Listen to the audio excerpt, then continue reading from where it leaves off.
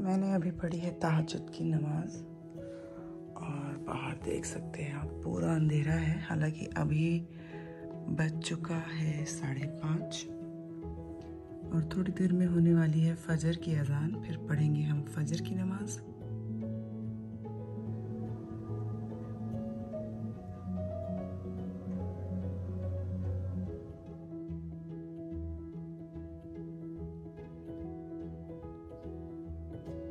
तो ठंड की एक बात ही खास है कि सुबह 5 से 5:30 मतलब 5:45 बज जा रहा है आजकल फजर की अज़ान होने के लिए, और मेरी नींद खुल जाती है 5 सवा 5 बजे। तो मैं उस टाइम का फ़ायदा उठा लेती हूँ और मैं तहज्जुद की नमाज भी अल्हम्दुलिल्लाह आजकल पढ़ लेती हूँ। और बिना अलार्म के ही मेरी आँख खुल जाती है। एक टाइम लिमिट है कि 5 बजे के बाद मैं सो ही नहीं पाती हूँ। इनफैक्ट 6 बजे तक 1 घंटे के लिए तो इसमें मेरी तहज्जुद और फजर दोनों की नमाजें हो जाती हैं। और उसके बाद अभी छुट्टियाँ चल रही क्योंकि विंटर वेकेशन, तो मेरे पास कोई भी काम नहीं होता तो मैं जाके सो जाती हूँ। वरना तो बच्चों को स्कूल और कॉलेज भेजने की रूटीन होती है तो फिर वो फॉलो की जाती है। और सुबह जैसे ही मैं दरवाज़ा खोलती हूँ डोडो रूम से बाहर निकल जाता है और यहाँ ये कुर्सी उसकी बहुत फेवरेट है। इस कुर्सी में आके वो सो जाता है। तो जब तक वो हमारे पास कमरे में सोता है और जैसे ही सुबह मैं नमाज पढ़ने के लिए बाहर आती हूँ रूम से, वो बाहर आ जाता है और वो चेयर उसकी इतनी फेवरेट है, उस चेयर में ही जाके वो आराम से सोता है। तो मैं भी उसको डिस्टर्ब नहीं करती हूँ। आपको थोड़ी देर के बाद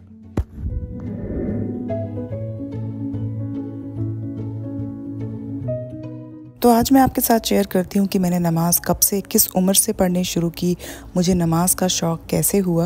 मैं अपनी नानी से काफ़ी क्लोज़ थी। मेरी नानी रहती थी गांव में और मैं जब भी छुट्टी मिलती थी तो मैं नानी के पास चली जाती थी।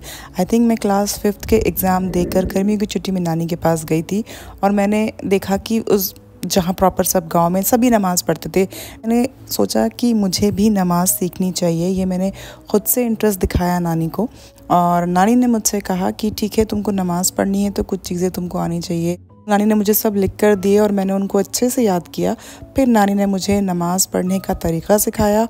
और तो मैं काफ़ी छोटी थी तो नानी ने मेरा इंटरेस्ट देखकर मुझसे कहा कि तुम सिर्फ फ़र्ज़ नमाज़ें पढ़ो, यानी कि ज़ोहर की 4 रकात, असर की 4 रकात और सुबह फजर में सिर्फ 2 रकात, मगरिब की 3 रकात, सिर्फ फ़र्ज़ नमाज़ें पढ़ो। इस तरीके से मैंने धीरे धीरे फ़र्ज़ नमाज़ें अडेप्ट की और उसके बाद नफिल सुन्नत सारी ऐड करती गई। जब हम छोटे थे तो अम्मी अब्बा का सेपरेशन हो गया था, हमको अपना घर छोड़कर दूसरे शहर जाना पड़ा।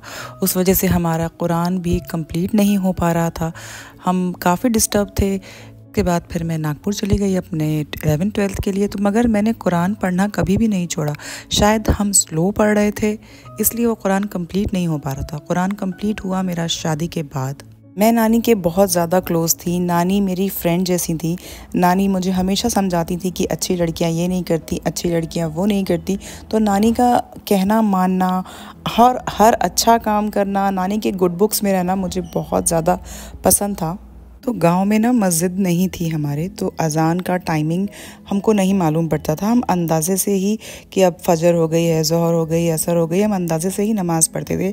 और आज भी हमारे गांव में मस्जिद नहीं है तो मैंने नमाज़ पढ़ना बिना अज़ान की आवाज़ सुने ही सीखा है। और इसलिए आज भी मुझे बहुत ज़्यादा अलार्म की ज़रूरत नहीं पड़ती है।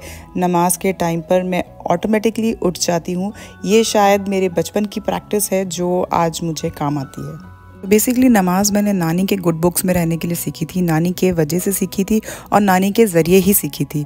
तो नानी ने मुझे अल्लाह के से और नज़दीक कनेक्ट होना सिखाया, अल्लाह के आगे दुआ मांगना सिखाया, अल्लाह के आगे सजदा करना सिखाया। मैं पढ़ाई में बहुत अच्छी नहीं थी। 5th के एग्ज़ाम देकर ही मैं नानी के पास गई थी और मुझे पता था कि शायद मैं यहाँ फ़ेल हो सकती हूँ।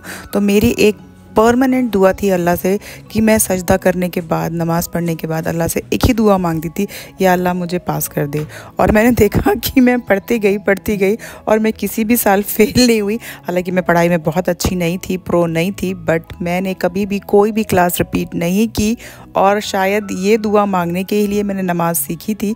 तो ये दुआ मेरी हमेशा अल्लाह ने कबूल की, अल्हम्दुलिल्लाह। और मैंने देखा कि अल्लाह ने मेरी हर दुआ कबूल की है। देर सवेर मुझे हर चीज़ दी जो मैंने अल्लाह से मांगी। नानी और मेरा अटैचमेंट एक दूसरे से काफ़ी ज़्यादा था। हम 10 नवासे नवासियाँ थी नानी के, बट नानी ने मेरी शादी अटेंड की और मेरे ही बेटे को सबसे पहले उन्होंने देखा, यानी कि अरबाज़ को, जो मेरे लिए काफ़ी बड़ी खुशी की बात थी। और उसके बाद नानी चली गई इस दुनिया से और मैं आज भी अपनी नानी को बहुत ज़्यादा मिस करती हूँ। मैं नमाज़ पढ़ने के लिए बहुत एक्सपर्ट, बहुत प्रो नहीं हूँ। हमेशा मैं कोशिश करती हूँ अपनी 100% की मेरी नमाज़ें कभी भी कज़ा ना हो। अगले 9-10 साल से तो मेरी यही कोशिश है कि मैं बिल्कुल ऑन टाइम नमाज़ पढ़ूँ, कभी भी मेरी नमाज़ कज़ा ना हो। तो भी मैं टूटी फूटी नमाज़ पढ़ लेती हूँ, उसकी थोड़ी बहुत नेकी मेरी नानी तक भी ज़रूर पहुँचती होगी, कि नमाज़ सिखाने का ज़रिया तो नानी ही थी। नानी के साथ साथ मेरा एक और सदका जारिया है मेरी दादी, जिन्होंने मुझे कुरान शरीफ गिफ्ट किया था मेरी शादी के पहले, और वो कुरान मेरे पास आज भी है और मैं उसी कुरान से ही पढ़ती हूँ। तो मुझे ऐसा लगता है कि ये भी उनका सदका जारिया है, जो मैं पढ़ती होंगी टूटा फूटा जो भी सही, तो थोड़ी बहुत नेकी उन तक भी पहुँचती होगी। मुझे ऐसा लगता है पर्सनली नानी और दादियों का होना फैमिलीज़ में बहुत ज़रूरी है और बच्चों का उनसे क्लोज़ होना भी बहुत ज़रूरी है, क्योंकि जो हम माँ बाप अपने बच्चों को नहीं सिखा सकते वो नानी और दादियाँ बहुत ही आसानी से हमारे बच्चों को सिखा जाती हैं। अल्हम्दुलिल्लाह मैं अपने आप को बहुत लकी मानती हूँ कि मैं इन दोनों के से कुछ सीखी हूँ और दोनों के साथ भी मेरा थोड़ा बहुत जो भी टाइम गुज़रा है वो काफ़ी अच्छा है।